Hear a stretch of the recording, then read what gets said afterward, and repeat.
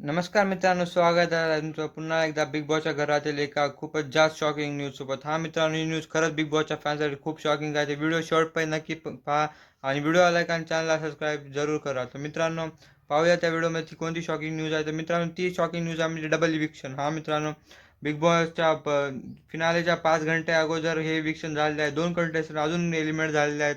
आता बिग बॉसला भेटलेले आहेत म्हणजे टॉप 3 कंटेस्टंट. मित्रांनो, ते 2 कंटेस्टंट कोणते राहणार आहेत ते मी या व्हिडिओमध्ये सांगणार आहे. मित्रांनो, ते पहिली कंटेस्टंट आहे ती म्हणजे अंकिता आणि दुसरे जे आहेत ते म्हणजे धनंजय पवार. हा मित्रांनो, दोघांनाही त्यांच्या पर्टिक्युलर भागातून खूपच जास्त सपोर्ट भेटत होता. अंकिताला कोकणातून आणि डी दादाला कोल्हापूरहून खूपच जास्त सपोर्ट होता. माझ्या मते इविक नाही व्हायला पाहिजे होते, पण त्यांचे जे ऑपोनंट आहेत त्यांना जे मोठ्या मोठ्या सेलिब्रिटी आहेत त्यांच्याकडून खूपच जास्त सपोर्ट येत आहे.